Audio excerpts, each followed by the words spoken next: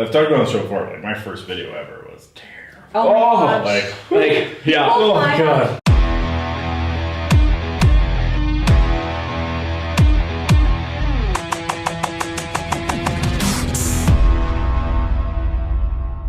Welcome to the latest episode of Over a Pint, and this episode I'm breaking my rule of only doing 2 in a day. So this is actually beer number 5 in the past 2.5 hours, so we're gonna see what happens. It could be fun, it could be weird. It might be a regular episode. We'll see how I handle my beer. So I'm excited to have Ryan and Jen in. Why don't you guys introduce yourselves? Absolutely. For those who don't know you. Yeah, I'm Ryan Shields. And I'm Jenn Shields. They are related. Yes, we're husband and wife team out of Brandon, Manitoba, with Royal LePage, Martin Liberty Realty. Yeah. Nice and simple? Nice and simple, yeah. No, it's pretty easy. So this week, well, I'm drinking Velvet Fog Canadian Wheat Ale like the past few episodes, so I'm not going to go bother introducing it again because you've already seen a few of them. I've got a Beardmeister craft beer, an IPA, a strong ale, so... 6.7%. Yes, this will might be a fun episode. Yeah. Both of us. Especially if we go a few beers. And then Jen is having a water. Sticking with water today. It's been a long conference. Yeah, conference season. You always drink so much. Started. Yeah. Oh, especially when you start getting into like the night parties where like the open bars come in and yeah, it might be a long day. It might, just get started here. Yeah. So, how long have you guys been in the business? I've been in the business. This is my 10th year now. Started when we got into the business with Century 21, and then just this beginning of my 4th full year in Royal LePage system now. So, what made you want to switch from Century 21 to Royal LePage? It was actually an interesting development. I was a partner at Century 21, so I bought into it, and just Royal LePage for us allowed us to do a lot more of what we wanted to do. We take a different approach to marketing. We're very heavy into video. We're very heavy into social media and that. They were completely on board with what we wanted to do. I've been known in the past to push boundaries, kind of go walk right up to that line and stuff, and sometimes you go a little past. I gotta push it as much as I can sometimes. I see where that line is today. Yeah. Jump right over. But what line? Yeah, I didn't see anything. I don't know. But yeah, it was just a little bit more freedom to do what we wanted to do and able to do stuff without. It was just a little bit more freedom for us. And then in Brandon, Royal LePage's market share. I mean, we have 40% market share and stuff. So it was a great opportunity for us to be able to grow our business as well as help our clients at the same time. And did you guys start at the same time? No, I been about, I think coming up to 5 years. Yeah. So Ryan was in the industry first, and I was home raising our little herd, 3 boys. And I initially licensed as I was kind of working as an unlicensed assistant, and then we decided, well, I might as well license. I could maybe pick up some of the buyers and get out of the house once in a while, and then Ryan could be home with the kids. So I kind of just stepped in very, very part-time when I started. I feel like a lot of husband and wife teams start that way, because there's a woman who was one of the top producers in my old office, and she was killing. She was doing $700K commission on her own, no one else, a machine. Crazy. And then her husband just started kind of doing some stuff on the side, and then slowly got more, and then eventually got his license. And well, I mean, for us, one of the first tax advantages we were told about was to get our license, just simply because then it's easier to write stuff off and easier to share our income. And then once she had her license, we kind of started talking about the opportunities to... Can you incorporate in Manitoba? You cannot. Okay, so we're still not incorporated. But I mean, some people are, but we can't. Yeah. But then actually worked really well in our business, and has worked really well because we're super opposite. So we already knew that, but when we stepped in, we just started to figure out what were my strengths and the things that I loved, and Ryan's strengths and the things he loved, and they're pretty different. So then how can we leverage those to kind of service our clients to the best way and it's worked really well for us so far. And well, it has. I mean, my background, my education's marketing and stuff, so I love the whole marketing piece of this business, whether it be marketing ourselves or marketing our listings or one thing we've done quite a bit over the last 4 years is putting the spotlight on other people in Brandon and stuff. So, and it helps build our brand that way. And so I've kind of taken a huge marketing role where Jen is more of that people person. So she'll interact a lot more with our buyers on a daily basis. I'll do a lot of the listings, or pretty much all the listings, but like Jen said, we're completely opposite. She connects with people a lot easier and a lot more genuine and a stuff. More So into hand holding than Ryan. absolutely. So it's, Do you guys share everything, or like do you have your own book of clients too, or is everything shared? everything's shared.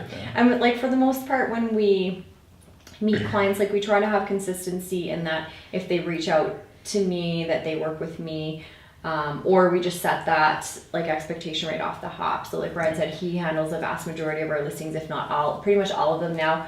We'd kind of shifted to me doing some of it and just found like our system, and we feel like our clients are better served if he handles all of them. But so just straight up front telling people like, I can be communicating with you, Ryan's going to handle listing. But yeah, buyers, we try and stay as consistent as we can working with one of us, just because you learn their story as you're working through and kind of what they're looking for. So, but I find most people are really comfortable with one of us stepping in for the other if necessary, right? So have you guys found having 3 boys and both being in business together, and then you just launched another business too? I have a yoga wellness studio also. Yeah, it's good. Like I think a lot of it with the boys, we've been able to, when it comes back to branding and stuff, we used our boys in all our videos. We use the boys in marketing. We use well. I do it too. Yeah, we incorporate them. We incorporate and involve the kids to take it over. Yes, exactly. So everything the light touches is yours. Right. So when people find us or they research us, they know pretty much everything about us. And so it's a lot easier when they phone and say, hey, we want to work with you, for us to say, absolutely, that's great. But then the next time you ask me for a showing, I'm like, I'm at the hockey rink. Yeah. How about 2 hours from now we can do this? Or, I mean, we were just talking last night, there's been scenarios where we went to showings, or I went to a showings in a hoodie and my track pants because I literally just got off the ice. And our clients are okay with that because they know who we are as people, and they know that I coach my kids' hockey teams. They know that Jen has the yoga studio and she might be coming straight from a class or vice versa.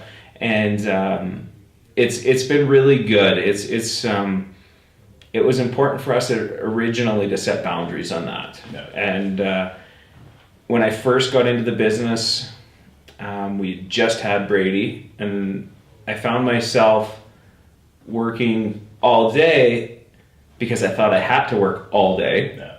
And then next thing I knew, all night I was working too, and so I never had time with Brady. It was just that thing. Yeah, exactly. You just get caught. I have to work during the day. Those are regular working hours.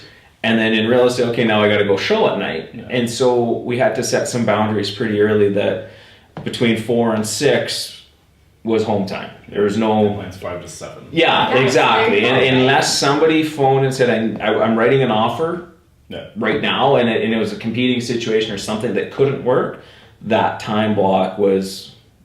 You couldn't move it. You couldn't move it. There was nothing about it. Do you have any admin or anything like that? No. We don't right now. We kind of toyed with it, but... our front office girl in Roll the Page does a lot of the but offer admin stuff. So I think juggling act with the kids sometimes gets a little bit interesting, but like Ryan said, it's just putting it out there. People know we have kids, people know we're busy. That's actually what people connect with.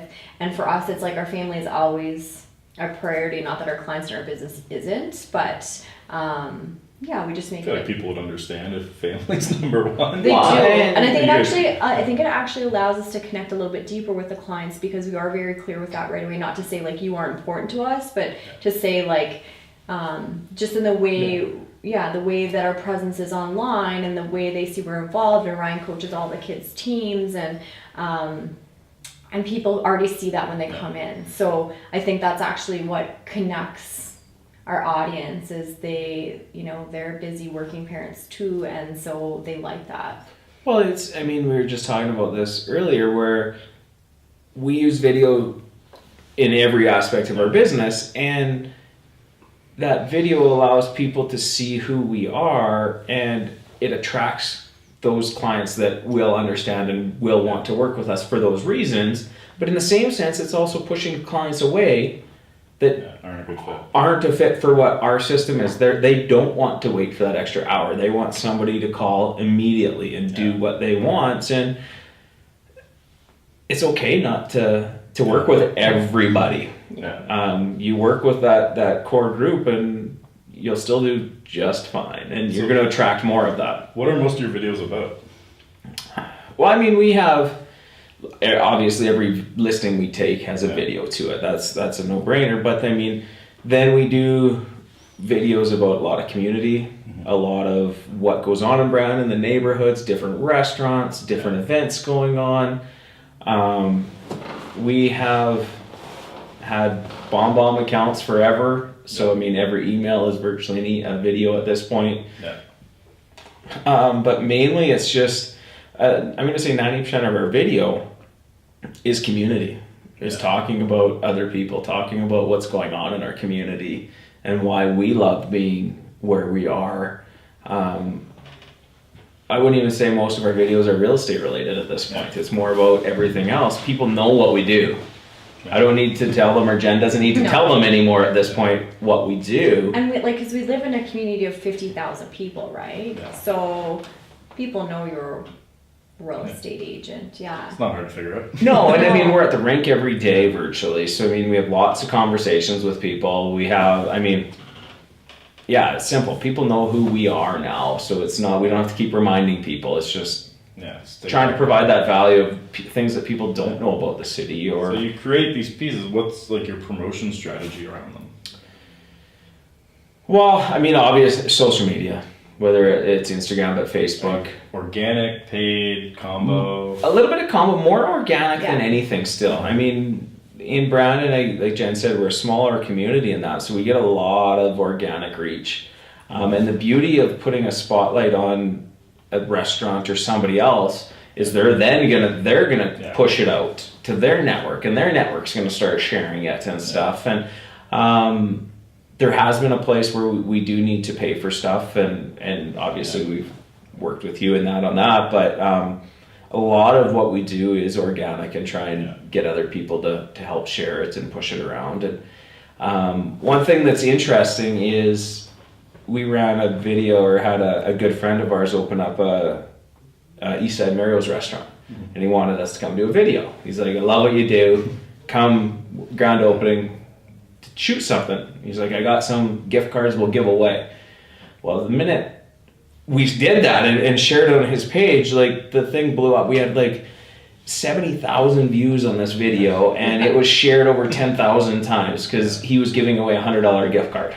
And so, I mean, it's not necessarily completely organic because there was a giveaway tied to it, but that was all on them. They decided to do that, and at the end of the day, it's just showing us as part of the community. It's not showing us as real estate agents, but it's putting people out there that were interested in Eastside Mario, seeing our face and our brand and everything connected to it and that. So do you start getting like companies like, him was a friend, but like offering to pay you for you to do it? It's funny. I was sitting at the rink last week, and I had two people sitting in front of me, and they both simultaneously like, you guys should start a video company. Like, you should be shooting these all the time and getting hired to do it. So we haven't yet. Yeah, like we get offers now, like people to come on the show, like, we'll pay you if we can come on. Yeah. Like, you can just come on. Like, just come on. Well, I don't want money yet.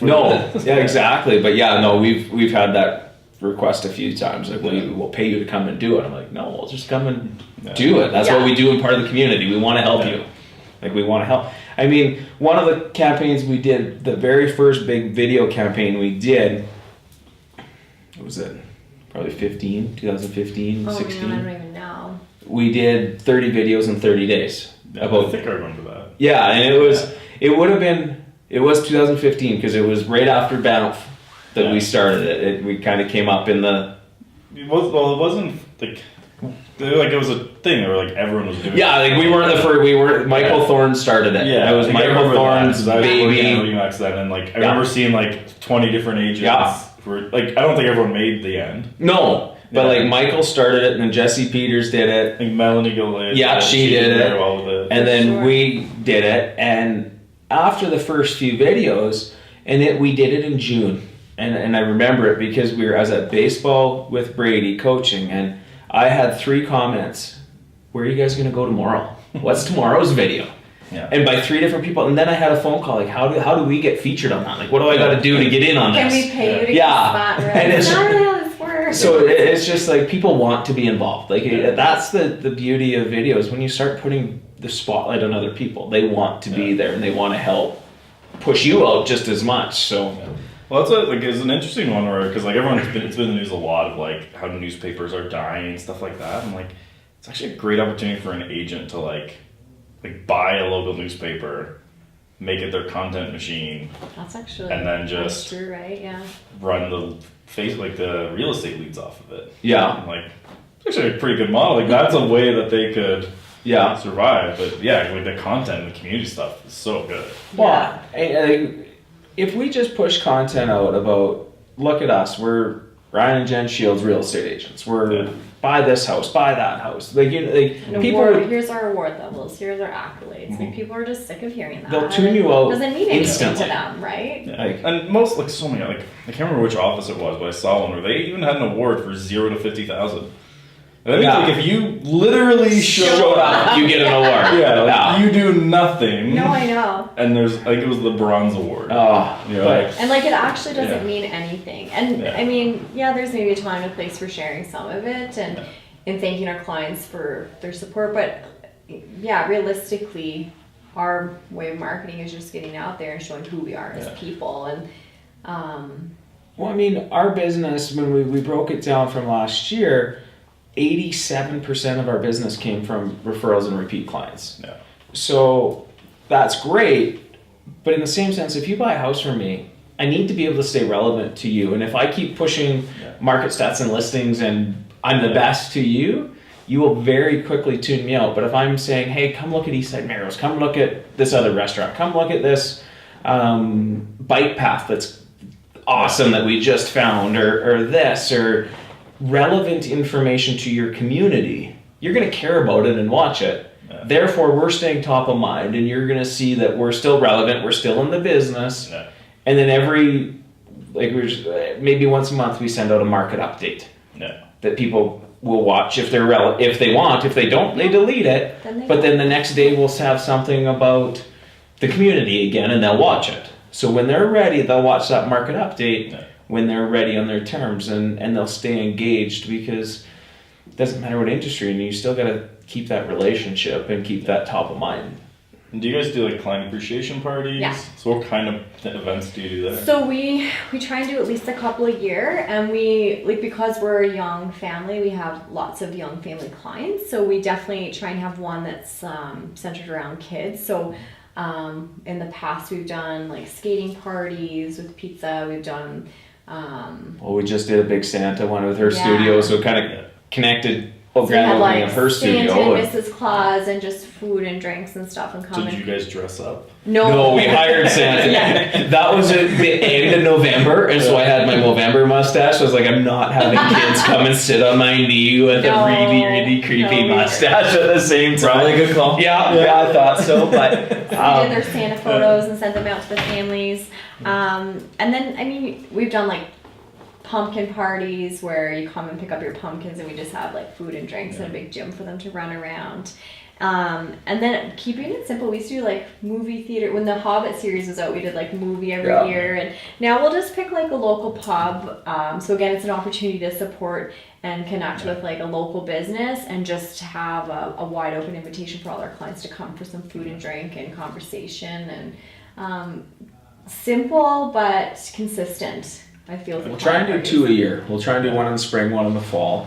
And then the last couple of years, we've connected that with not necessarily a fundraiser, but it's been giving us opportunity, because Jen's been, well, she went to Iceland on the Royal LePage Shelter Foundation trek. She's going to the Sahara Desert. that's So really it's cool. it's just a good way to be able to connect with our clients, and that they want to support her. They want to come and support the foundation and stuff. So we kind of, it's a client party, but it's also a fundraiser for Jen, and it's not, we don't charge admission, but they always come and they want to help and they want to be part of it. So it's a good way for us to again connect with the community, connect with our clients, and support the charity. And the client parties are so fun because I feel, especially when I'm working with a buyer, like my process is basically having them share as much of their story as they can, so that I can really like connect with their story, so that I can help to support them in finding the right property, whatever that looks like. And sometimes people will kind of get off the path of what their story is, and so then sitting down and being able to be like, okay, did your story change, or did your wish list change, or did your circumstance change? But I feel like by doing that and getting those like really vulnerable places, like we bond, we become so close, and then they move in, and it's tough to like stay connected with people. So I love the client parties, and everybody comes out, and it's like all of our friends just coming for a big celebration, right? And I know they always appreciate them too and feel the same way, like and it's just a really important opportunity. And because we live in Brandon and it's small, and we often run into a lot of our clients just in day-to-day life, but the parties are just another way just to like, you know, let them know how much we appreciate them. And So how much do you guys like focus and like, aside of just like doing it as it happens, on like the client experience once they've signed? Because so many agents, it's all focused on how do we get more clients.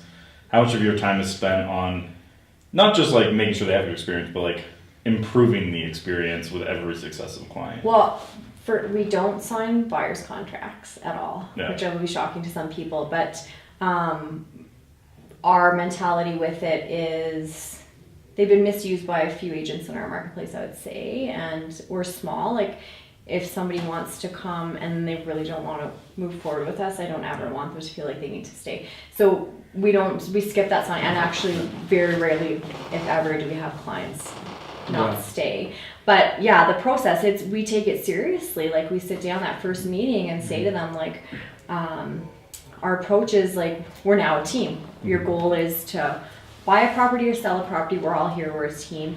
And we set the foundations for communication, like what methods of communication work best for them, whether it's email or texting, or we use BombBomb. Or do they like phone calls? Some people want phone calls, and making sure we're all on the same page. And that process is the most important. I feel like for me, our focus is always on taking the best care we can of the clients we have, and in essence that then just kind of attracts the new ones to come, instead of, obviously we need focus some attention on gathering new clients, but I honestly think that energy, focus on the relationships you have, it just comes organically after. I mean, it's I find paying attention to what your client likes, you're getting to know them. So if you're paying attention to what they're talking about, and the next time you see them, you bring it up again, and it doesn't have to be about house. It can be about their child. It can be about their favorite beer, the favorite hockey team, whatever. And it just shows that you care a little bit more. And it's interesting when we start working with a client that's had a transaction with a different agent. It's almost like we have to work backwards to undo stuff and be like, we're on the same team. Like, I want to be your friend. I want to build this relationship with you, and you have to trust me. Like if you're not going to tell me everything, I can't represent you to the best of and I can't find you the house or sell your house if there's secrets and stuff. So it's just a matter of being on the same page and really communicating that to them more than anything is you got to be honest with us. And I think there's certainly some system built into that, but I feel like each transaction is like so unique, and each person's so unique, and the process. So it's just being flexible in meeting their needs, and just making sure that communication is just like wide open. And so you guys like learn a lot about them. Like, do you guys do client gifts at the end? Somewhat, not always. I mean, we don't do like your typical drop, like on closing day have a big basket. It'll be more, we'll go through like little phase, and we'll like to have usually something for them, but we'll just go through. We'll go through different spurts where like, And then I like to just drop off gifts randomly. And the other thing, like, because when people move in, so closing day gifts, sometimes we do them, sometimes we don't, right on possession day. But I always love to go back and see their home once they're settled in. So I'll usually set up a time to go back for like a cup of coffee or a glass of wine, and then I'll usually bring something with me then. And I like it to be like a little bit more personalized too. So like we went through a phase where we had all our branded cups and branded shirts and whatever, and we thought, okay, this is what people are going to want, and everybody got the exact same package of everything. And I never liked giving branded stuff. no, and no. I find the best gifts that from like the reception I've seen from people is stuff that's personalized to them. exactly, Right, yeah. that's And the exactly drop-offs it. at random times, like, We did Yeah, we steal just- the gift that you got for your last house, those mats. Yeah. Yeah. And that we did steal that because we're Yeah. like, that is perfect. That's it has great. nothing to Yeah. do with us, Exactly. but they will see it and you'll remember that agent, and you'll Yeah. enjoy we it. didn't put a Talk, logo like, on it. The one that actually got the best reaction was I got it for a guy. I've now done it a few times. Always best reaction is a bottle of scotch, but then I get it laser etched with their name. Oh. It's like if it was yours, it'd be like the Ryan Shields edition, and it'd be like a 12-year-old Glenfiddich. Yeah. And it's like right because then they never throw the bottle out. No. It just Yeah. sits on their mantle. It's a conversation. Yeah, and people are like, "Where'd you get that?" Yeah. That guy. Yeah. Yeah. That's a great idea. Yeah. Absolutely. And it's. And I was gonna say, client gifts for us are actually because we care about the client and just Yeah. want them to feel Yeah. like valued and appreciated. I think it initially went through the phase where it's like everyone should give client gifts and brand your stuff so that when people come over and the knife block sitting on the counter. But I mean, our approach with it is just simply because like we really appreciate our clients and want them to feel yeah. And so we'll do random, and we don't do random pop buys again, like some systems are, the package gifting go drop off to everybody, but we'll just do like the mats. We just ordered a bunch of them, and there's clients that maybe bought from us like a couple years ago, and we're like, this would be so cute for the family, and we'll just go throw it on their doorstep with a note in the mailbox if they're not home, right? Yeah. So yeah. That's good. Yeah. That's fun. Yeah, it's just, we try not to do the canned stuff, and I don't want to have 30 gifts of the exact same thing sitting in my office just waiting. It's just takes the personalization out of It it. doesn't feel authentic, right? Yeah. Like Yeah. yeah, I actually got to a point where I was like cringing giving the coffee mugs to people because I'm like, do they really want these? Yeah. And some really did, but some were like, what are we gonna do Well, with that's these? the weird, like, yeah. Like originally when I did the show, like I never gave these to people who are on. So like no one wants a glass with my face Yeah. they do. on it. Yes, Yeah, we they do. But yeah, almost everyone now like wants one. I was like, Yeah. so I have like 60 at home now because I Yeah. keep ordering them Yeah. and giving them out. Absolutely. So I got to mail them to you Okay. because we're doing the traveling thing. Fair enough. Yeah, but it, like the weirdest one was like, can I get one of those? And like, or at the Blue Mountain conference, our booth was just looking sad, so I just took out like 10 glasses just to like make it look like it had stuff. People were like, how much? I'm like, you want to buy my face with a pit stain on it? Yes, It's like I do. authentic though, Yeah, right? yeah. It was fun. So now we're kind of the rule is you can only get one if you're on the show. That's Mm. perfect. But I just ordered 500 coasters with the Oh, logo sick. on it. Oh, So perfect. that you just Give out. Yeah. yeah, whatever. Make it rain. Yeah, absolutely. And then the one thing we did, I guess last Christmas, that was interesting and it went over really, really well, and it tied in with Jen's trek to Iceland and the Shelter Foundation, is we teamed up with our local sports store and did Shields Group t-shirts and sold them for, what did we sell them For for? like $20. $20 a t-shirt or something. Yeah. 100% of the money that came in, we bought gifts for the kids that were in the shelter for Christmas. And it went over, I think we sold $600 worth of t-shirts or something, like in a couple of weeks. Like it was amazing. You go to the And gym and everyone's wearing it. yeah, exactly. And And then they want it, right? Like and they're happy to support the cause. But different than just like handing them a t-shirt. well, and then I go back to the power of video, because then we shot a video of us and our kids going out or shopping for presents, delivering the presents to the shelter. Yeah. So I mean, it's just that little reminder to everybody who bought a shirt, they actually did go and buy stuff. Like, not that I ever worried about it, but people like it and people see it, and they see the giving back, and it's just different ways to get our brand out there and get ourselves involved again. So, kind of off topic, but kind of on topic.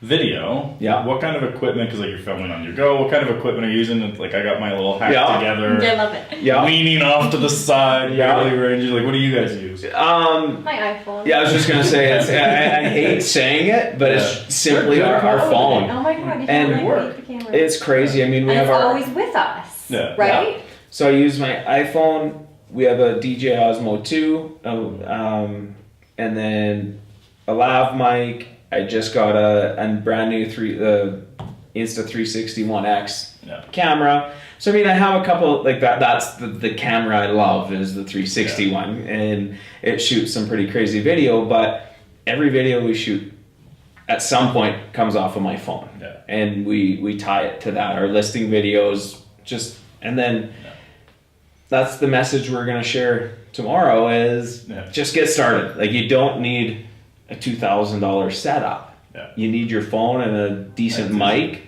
and then you can make the audio or the lighting work in the space and everything that way. Like this random interview today, first time I've ever had a light. Yeah, like I just never used one. I'm like, the natural. Like there's been a few awkward ones. Like we filmed one with Drew McIntosh in a hotel, and it was at like 4 o'clock we started. Yeah. And about an hour and a half, so the sun set.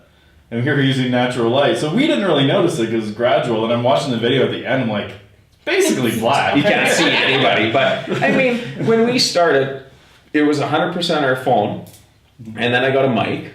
No, you got a selfie stick first. Oh, sorry, I got a selfie stick. And I'll tell you a story. I will tell you about that in a second. Yeah. So we got the phone, the selfie stick, and then the lav mic.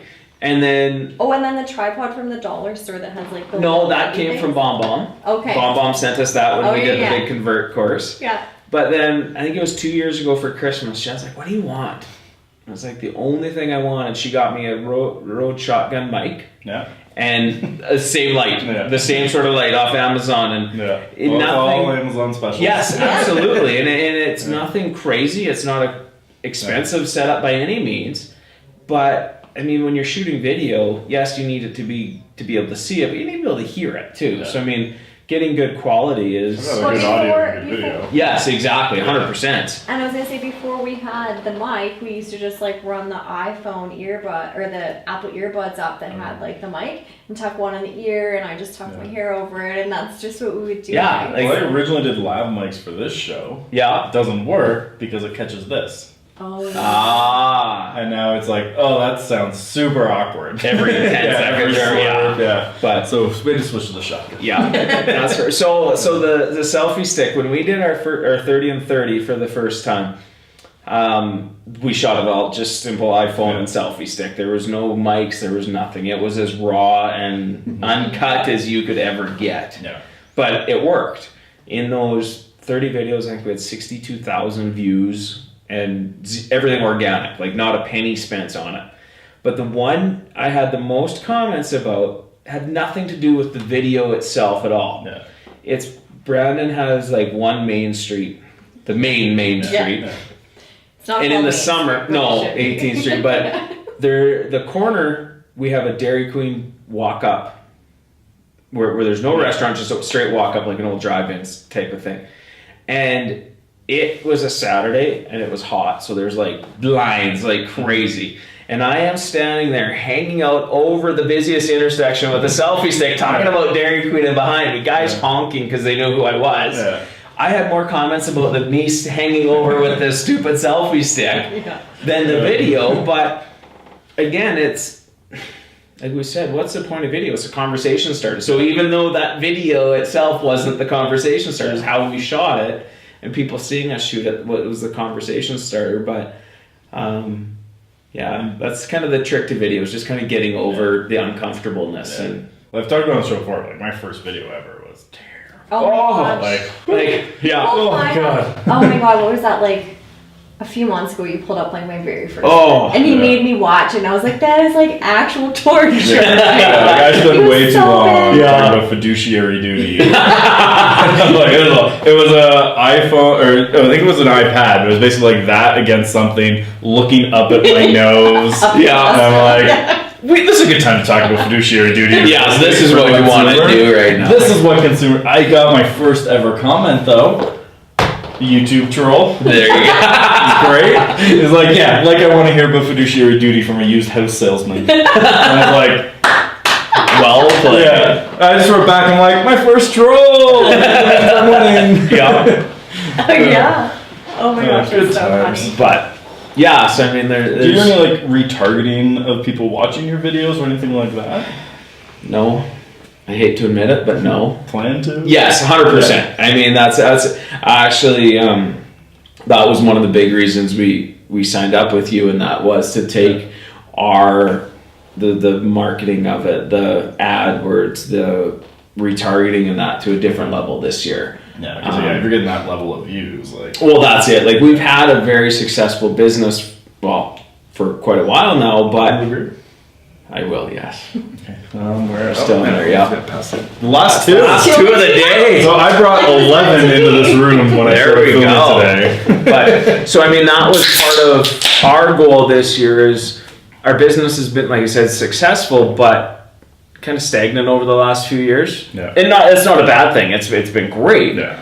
But we want to kind of push it to the next level, and I know, like, and a lot of his faces, like, you hit that plateau of, like, Yeah. successful, Yeah. but Like you still gotta define push success, through. right? yeah. And I think it's also because our marketplace is small and we're like Yeah. rural, prairie, city, and Yeah, it's so not like you can't really expand to, like, another market that Not like, not as- overly. no. And I was gonna say, like, most of what we're doing is there's not a lot of like other agents that are doing a lot of what we're doing, so you get a little bit complacent when there's not Yeah. somebody like Yeah. someone pushing you to Pushing get you. Yeah, like we've Right. seen great success with all the videos, all the Facebook ads we've Yeah. already done. Mhm. There's been no need to invest in yourself Yeah. or invest in Yeah. training and doing that. Like, because I have a very good base knowledge. Yeah. I know how to run ads. I know how to target where I'm wanting to go. Well, I know that that's sort of you don't stuff. really have to do targeting, you just brand it. Exactly. It's not that hard. And then if Yeah, like I'm that. talking to single moms or Yeah. like, you can Yeah. go that way, but we've never had too much of a need for it. So, but yeah, this year there's a huge push Yeah. from my end of things, or commitment on my end of things to do the retargeting, do more of the Yeah. targeted stuff, and grow our business that way Yeah. to try and Complement. to complement what we're already doing. yeah. Yeah. Don't want to change what we're doing, just adding different lines in the water type of thing, and Yeah. to Makes get sense. a few extra leads a year. So you guys planning on like adding anything new to the business coming up, or what's the plans? Well, I mean, we've talked about it quite a bit, and there probably is talk of growing our team again, or Yeah. bringing in an unlicensed assistant and stuff. And I mean, with Jen's yoga studio and that she's kind of following a passion of hers, and which is phenomenal, but kind of pulls her. I don't want to say pulls her away, but Yeah, a little bit, and Which is a little bit of a direction when we were getting opened, but I honestly feel like part of it opening, like the studio is yoga, but like mindfulness based practice. So it is physical practice, but not Yeah, just like a full clients workout, up to- right? Yeah. And part of it too is I was like, that's actually how I approach my clients in real estate. Like I feel like I almost use like a mindful process of like getting really clean and clear on what they're wanting in a home. So I think a little bit of work's there on somehow like creating a program that's not a program, that's a strong word, but No, but I think it's a perfect fit for like a combination of the two, because Jen's always been her true self. Yeah. And she's been very genuine and very authentic to anybody that she talks to. So her sharing of yoga, it just blends very well with who she is and the way she's always done her business. So I don't think people are like, oh, well, you're not doing real estate anymore. No, I am. And I'm doing this. And they love both of them Yeah. and support it in there's, both ways. yeah, there's so many Do real your estate clients. real that come to estate me. clients get a discount?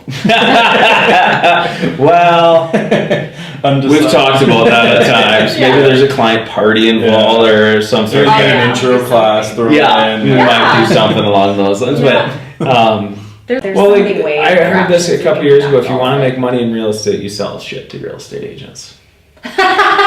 There you go. I heard that in week 1, and I started thinking. It's so true though too. Every time, it's like when I was a trainer for Remax, every time I train, people were like, okay, you just do it for me, I'll pay you. Yeah. And I had to turn them all down. And I just kept Right. saying no. And then like my old mentor came to me and he's just like, can you evaluate websites for me? And so like on the side, I just sent him, like, I researched every real estate company website and told him which one I thought was the right fit for him.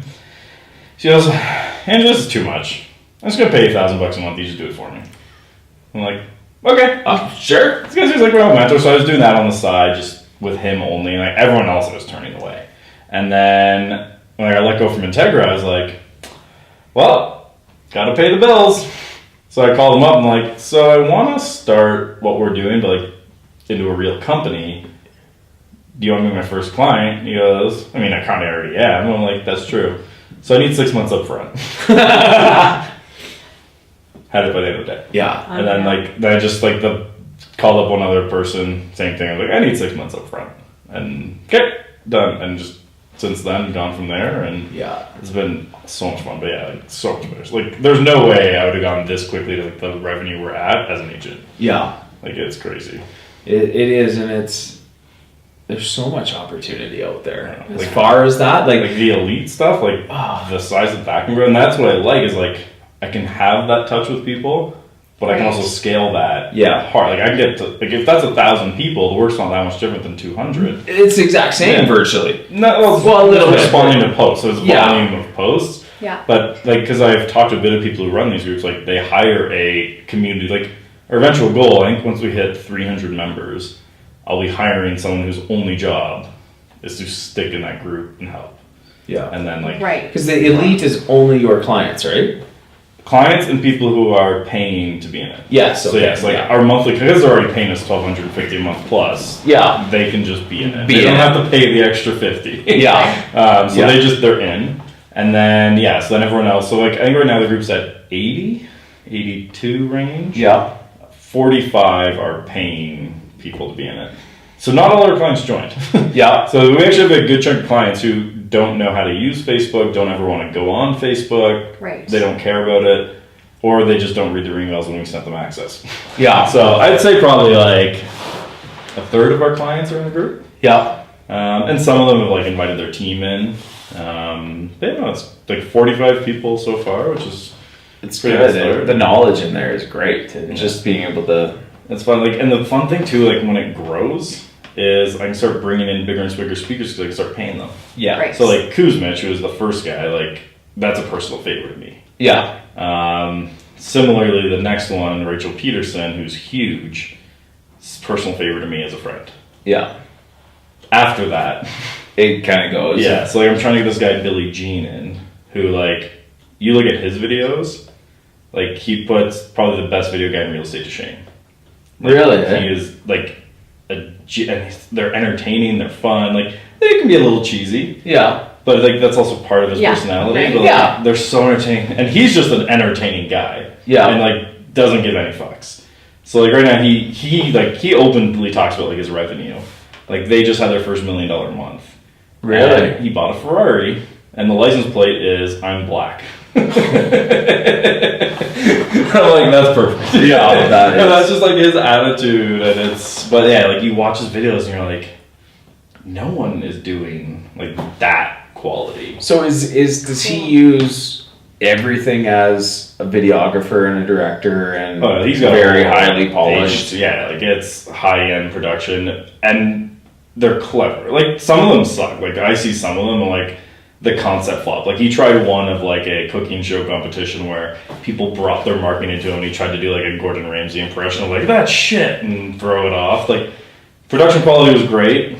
I But can the understand why he content tried it. was It's just terrible, I felt that one flop. But then he'll have another one you're like, that's fucking good. And he'll get like 1 million views on it. Oh my It gosh. just takes off. And it's Billy Jean. Billy Jean. Yeah, so like his company is Billy Jean is marketing. And then like he has like a course, I think it's like called And The he's just- Genius. And he's marketing, not real estate. Yeah, he's not real estate at all. Not real estate related. But yeah, I would check him out. Like from a video perspective, like I don't think there's anyone in real estate kind of showing at the level. And like I can't remember the exact what they all stand for, but it was like the 3 E's is his theory on video. And it's like entertainment, educate, and I forget the third one. Yeah. But he's like, number one is entertain. Like, Yeah. don't, like, that's what you have to do. Like, they have to be entertained. Yeah. Or it doesn't matter. Yeah. I completely agree. And like, you listen to him talk about, so I'm trying to get him as a Cool. monthly, but because I don't have the connection with him, but the Kuzmich guy is tight with him. Oh, okay. So I'm gonna try and get. So I private messaged Billy first, and he just ignored the message. I'm like, you don't know me, I get it. Yeah. But now I'm gonna go through Nick and be like, Yeah. Well, I mean, Yeah. the entertainment value, I couldn't agree more. Like, I mean, if you look at most of our listing videos, there's always some sort of off the wall, like, whether At least it's. a story, There's right? just, well, there's obviously a story, but Yeah. then whether Jen's in a pool or dancing or I'm playing mini sticks or. yeah, Like, there's always something. It's not just a shirt and tie polish. I mean, we never wear a shirt and tie, but Yeah. that polished. I like to dress up. Yeah. You have a blazer hanging on the I saw that over there, but It's too hot. yeah, but that sort of stuff. So people, like, when I sent the video to our clients when I'm playing mini sticks, like, of course you're playing mini sticks. Like, why does that not surprise me that you went and pulled them out of the closet to play mini sticks for the day? I'm like, oh, that's what we But do. that's like a big important part. But that is like a good point of looking at him, because sometimes we get almost trapped within our own brands, right? Or Yeah. with our own Industry. industry. Yeah, that's what I'm And we're like, trying oh, hard what's to who's go doing one outside in of real real estate? estate. And it's like, maybe we just need to be looking, outside, like what's someone doing in another industry. And I think that's like part of Yeah. it for me, like totally different scale, but like marrying like yoga mindfulness with real Yeah. estate. I was like, like it's not as separate as we think, or like, looking for inspiration in other areas. Yeah, I mean, Yeah, like he's be a good one to follow. So like I've got another guy I'm trying to get him on. I'm probably gonna have to go through Nick again. His name is Joey Coleman. Okay. He wrote a book called Never Lose a Customer Again. And like you read this book and you're like, fuck, he's good. Like, Oh my gosh. And just like from like a client retention standpoint, like we implemented right away one of the things I read. So when we bring on a new client now, I email them, CC the entire team, and then I'll intro him to each one. And it's actually part of my team's job. They have to reply, welcoming him. Every single person on the team has to Love reply, it. welcoming him into the company, and like say that you're excited to work with them. And like I'm like, if you want to like add your own personality to it, if you want to like throw in a GIF, I don't care. But you have to respond to every one of those because it's a new client. And so far the feedback's been amazing. Like they love, like they meet them now that lines of communication are open. Right, And then it yeah. starts the onboarding it humanizes process. everybody Yeah. so much easier. And it's just like another connection point. That's great. It is, yeah. And it's like little, like all that type of stuff we're starting to bring in. And like one of the points he had, because I had a Q&A with him, like in a group that I was in, and he's like, a lot of companies, what they're doing is like, so you got like your rating fans, so like if you're on a scale of 1 to 10, they're 8 out of 10 happy with you. Yeah. Right. And then you got like the 5 to 7 people. Then you got the 1 to 4. And he's like, the majority of companies spend a lot of time trying to turn the 1 to 4s into Right. like 5 to 7s. Yeah. He's like, what they should do is try to turn the 5 to 7s into 8 to 10s. Yeah. Because those are the people who you The could 1 to 4s, You're gonna lose them you're gonna anyways, lose them. right? Yeah. Don't keep pushing That's hard. the point. It was like most of your revenue's coming from the 8 Yeah. to 10 and then the 5 to 7 because you're getting referrals and all that. So Oh my gosh, right? focus on moving them 100%. into the 8 to 10. Yeah. I mean, it's no different than at the end of the year when a real estate agent or anybody looks at their business as where did it all come from, and reevaluating and focusing everything onto that and cutting out everything that didn't work. Yeah. I'm trying to talk brokers into trying it. So part of like this, me looking outside the industries, is I found like a membership group guy. He probably does like 8 to 10 million a year on his membership groups. Like Really? he like founded these membership group companies to like do the software, like does crazy business. But one of the things, he actually only takes people new twice a year. Oh wow. Real? Because he's like, Yeah, I've seen people for who said about that. a month at a time, my entire attention is on bringing new people in. Then we close it, and 100% of my attention is getting them results. Which is Then so our next cool. launch is basically, I'm going to celebrate the results with ads so that you can join and get the results too. But I'm like, how great would that be for a broker in real estate? Yeah. That if they only had 2 recruitment windows a year, so that you know for like this 1 month, Yes. I will recruit hard. Yeah. And then I'm going to shut it down and I'm only going to focus on helping those agents in my brokerage get better. Yeah. But my agents know that there's 2 months of the year where I'm going to be basically taking a step back from them. Yeah. And my goal is bring new people in. Yeah. But the rest of the 10 months, I'm here for you. You're 100%. That's gonna, like, agents are gonna feel that for sure, right? Yeah. Because then they'll feel supported coming. And I think almost too, depending on what the product is or what you're trying to recruit to, like, I think there's that sense of like urgency or missing, the like fear of missing out a little bit, right? When you open up and What's say the only pushback twice we a get year, from right? brokers when I like suggest it as an idea is they're like, well, what if a top producer comes to me a week after we've closed it and it doesn't open for 6 months? I'm not turning away the big guy. I'm like, maybe you should. Yeah. Like, or you make it a new agent thing potentially, but Yeah. Yeah. there's ways to There's deal ways with to it. get this But on, and depending on your marketplace too, Yeah. right? Because smaller markets where we are, it's probably harder to turn people, like, it's not influx Yeah. of agents all year long, but maybe you make it But for in the same new sense, agents though, if you're only pushing- opening up twice a year. But in the Yeah. same sense, in a smaller market, I see it more beneficial because you Yeah. say for the month of, let's say month of January, we are like, you're pushing everything November, December into recruiting ads and recruiting everything, Yeah. and you're bringing new agents in, and then shut it off. yeah, And then people you're know that. 100% on them. And then in July or whatever, you're pushing hard again. Yeah, And, I bet you and it's the brokerage consistent. would see results because those agents are actually getting like yeah, Yeah. training and support, right? And I like the idea how you then market the success of all those agents on round 2. And then you do it again. exactly. Like he joined us. Here's where he was. Here's where he is now. Yeah. You do it too. Yeah, That was like- exactly. this was the guy. He was like, I can give you my simplified marketing plan of how I do almost 10 million a year. He's like, I get results. I advertise the results. Yeah. People sign up to get those results, and then I advertise their results once they get them. Yeah. He's like, that's it. It's actually simple, right? Yeah. It's like- and I'm like, you could do it in real estate. Sell a house, tell the story of how you sold the house and got the result, advertise that result, done. Yeah, you do it all over Yeah, again. like, and you do it for every, like, so you sell like a heritage home, show what you did to sell a heritage home. Yeah, Run that ad, people with heritage homes. Yes. exactly. And you're like, you want the same result? Well, and that's the power of social media now. Is there's so much targeting. You can run it Yeah. to that specific, and you can talk to them in their language. Yeah. Exactly. And then if I'm looking for a brand new construction, Mhm. I don't need to see that ad because it doesn't resonate with me anyway.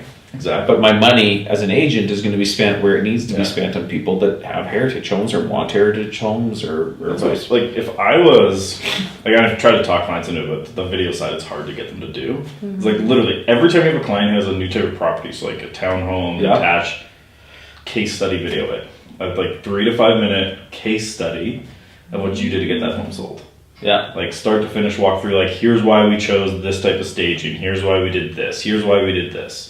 Walk through the entire thing, and now you have this, like, anytime someone comes to you with like, I'm looking to sell my townhome, great, watch this video of what we Oh did my for this gosh, person. right? I like that. And Yeah, it's like such an and it's easy content yeah, because it's just, but you got to start when you start selling. Because like if you can do it as like a walkthrough, Yeah. of like as you're staging it, be like, here's why we're staging it this way, yeah, and like show that expertise level. Because like when I got the idea from an agent, there's a friend of mine, where she did like it was an Instagram live, but like if you're looking at like the crown molding, I think it was like that. But there's like sometimes you see like that little like half-inch gap. Yeah. She just did a video of filming the guy closing the gap and then explained like, look how much better that looks. This costs like $50. Right. That little change will help this house sell for more money. yeah. And that was just the entire video. And I'm like, it's fucking brilliant. Yeah. Absolutely. Like, It's it's just- just showcasing that expertise of like Yeah. those things people don't think about. Well, and staging expectations for marketplaces, right? Yeah. Like where you are, and we get varying degrees of like people thinking that they don't have to clean their house at all, to people Yeah. who watch like HGTV on Yeah. like Do everything. repeat, and they think that they need to like buy all new furniture and everything. So yeah, like just even setting expectation of like, hey, what's staging Yeah. in our marketplace, and what's like things to focus Yeah. on, and yeah, It's fun. Yeah. that's cool. It's Yeah, look outside the industry. Right. Central Right. thesis. absolutely. I mean, if all you're doing is looking inside the industry, you're never going to completely grow and evolve. And there's never anything truly new. No, exactly. No. Yeah.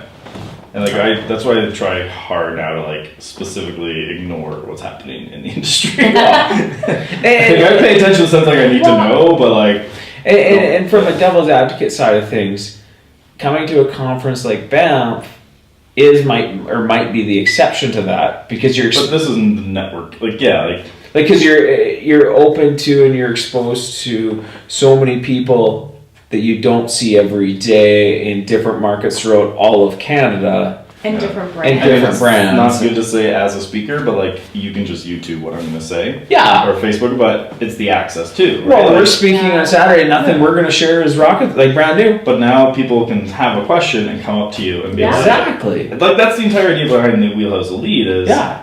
you can get all that content somewhere else for Yeah. free, but I'm going to help you implement it. So, and the Exactly. conversation. And Yeah. we're there. That's We're what there conversations- on the ground yeah. with you to help you. And conferences are amazing for that. Like I'm trying, like, so that's what we're trying to work on for the Blue Mountain Conference when we do it, is like, how can we switch it in that way where it's more about like, maybe we only limit talks to 20 minutes, but they're up there for an hour. yeah. Right. Oh man. And the best, most relevant Definitely. kind of group I've been to is like the rebar camps. Yeah. When you're around a table and you're just having, like, you have a one presenter, Yeah. leader, I would say, topic leader, Yeah. that talks for 10 minutes and then gets the conversation started. Then it's a group of people talking, collaborating Yeah.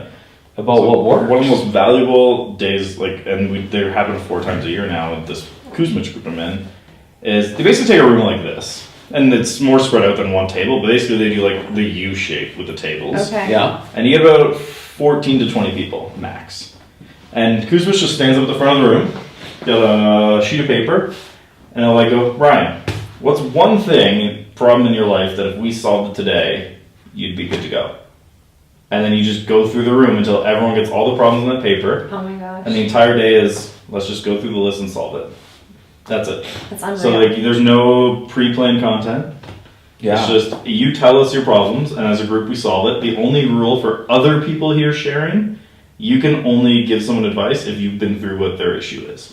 If you're just like throwing out something you heard on like a BuzzFeed article, Right. you don't talk. Yeah. But if you've actually like been through it and can help offer value, the toughest thing with organizing those, there's only so few people who can run that. Yeah. Because you have to have enough knowledge that if no one else in the room can help them with it, You have to can help still help them through it. Right. So like, because we're looking, like, we did it last year at Blue Mountain, we're gonna do it again, but you don't want it to be like, we had 40 people at it last year. It's too big. So we want to split it into 2. But I'm like, it's hard to find a second person that has who the can run knowledge that at the base. same level. Yeah. Yeah. So that's the biggest struggle. So I'm looking at maybe like Kathleen Black might come and run the Oh, second okay, one, yeah, yeah. because she could do it. Yeah. And then we could even swap at one point. It's like, Get the different perspectives. and then like team stuff, and like, so mine would be more marketing focused, Yeah. maybe hers is more team, admin, systemized, that type of stuff, and then we'll either like guest speak the other or just flip at lunch or something. But Yeah. yeah, it'd be Interesting. but like That's it's interesting. more value too. Oh like, my Exactly. Yeah, like And having the there's conversations so much and- more value. Yeah. And that's the value in like the elite or any of the other groups that are out there Mhm.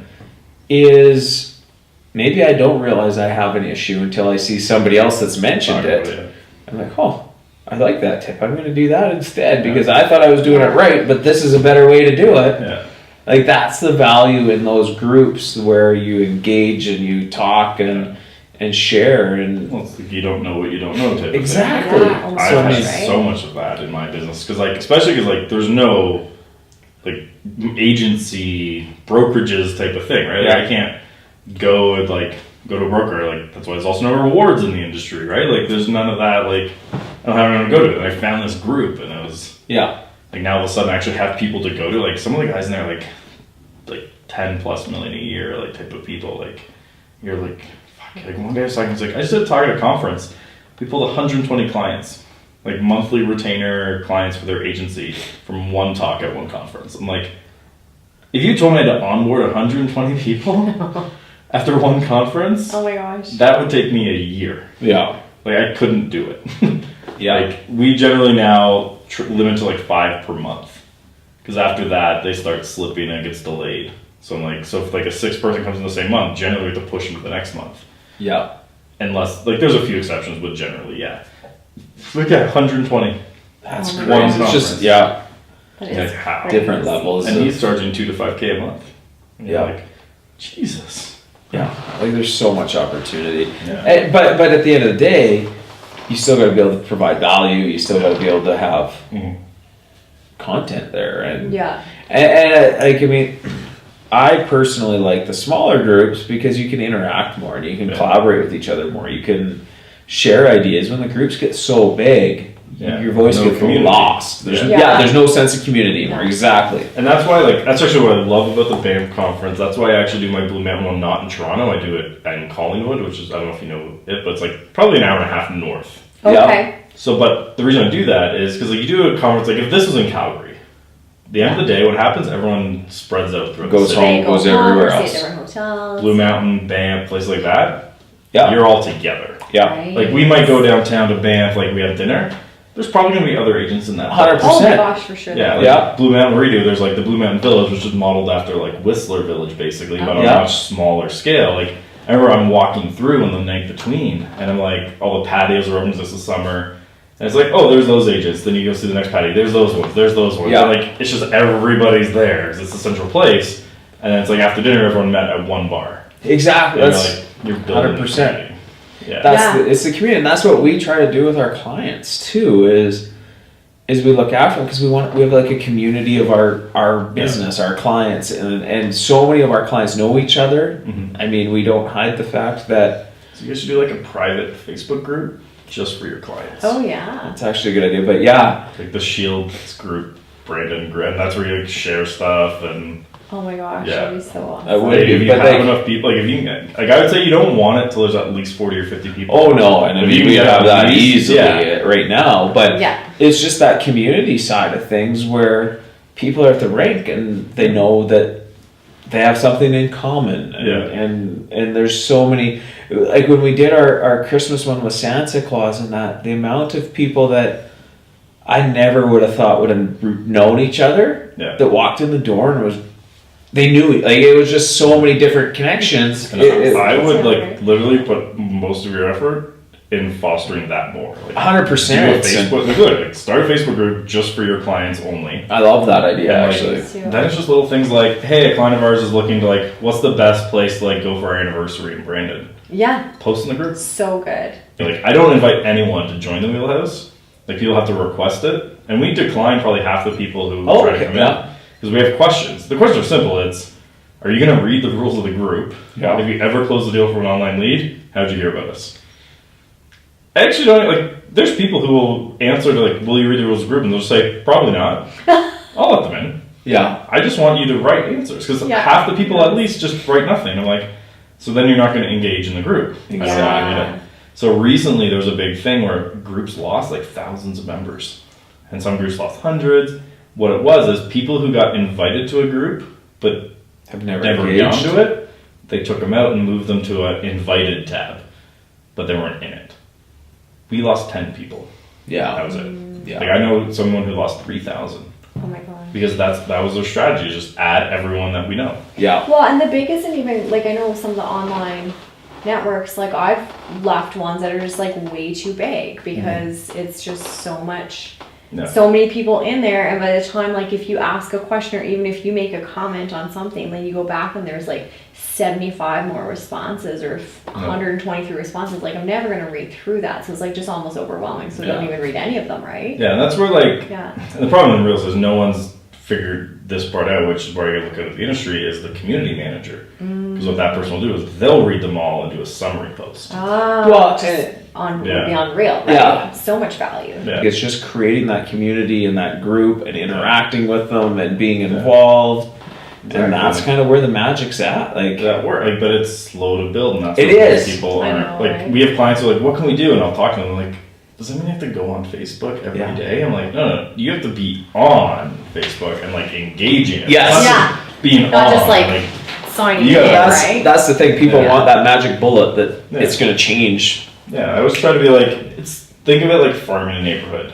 You're not getting results day one. Yeah. You gotta be in the neighborhood, you gotta work it, you gotta knock It's on consistency. doors. We were talking about that on our hike today. It keeps coming up. Like that's the key thing that keeps coming up is consistency. It doesn't matter what you do in life, in business, in anything. Well, even for my business, like it's the fact that I just keep showing up to conferences. Yeah. Like I've noticed, and people saying it, like we didn't want to hire at the beginning because we didn't know if you were going to be around, but like we keep seeing you everywhere. Yeah. So like we're ready to go now. Whether it's blogging, whether it's video, whether it's conferences, whether it's anything, if you're consistent, people know where to come. Whether the show, it's consistently out there. Yeah. We're near the tail end of our 365 day Instagram post.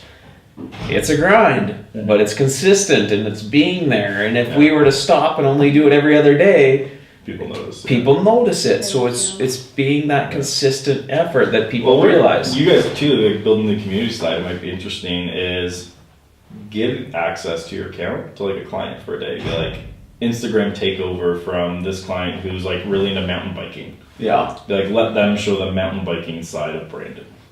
Although we're on the prairies, so we have to choose like ride for an hour in a straight line and just keep going. Snowmobile, right? There's amazing because like it's more cross country. Mountains. I mountain bike in Aurora. We don't have any mountains. No, that's like it's more about like the cross country with the dips and tricks and all that. But like that type of thing might be an interesting one from your end too. Of like now start sharing other people's perspective of Brandon, not just yours. Because now they're also like the clients are going to share the hell out of it to their network. Absolutely, and that's really the goal. Yeah. So like the takeover. Taking more notes than I figured. Just watch the episode.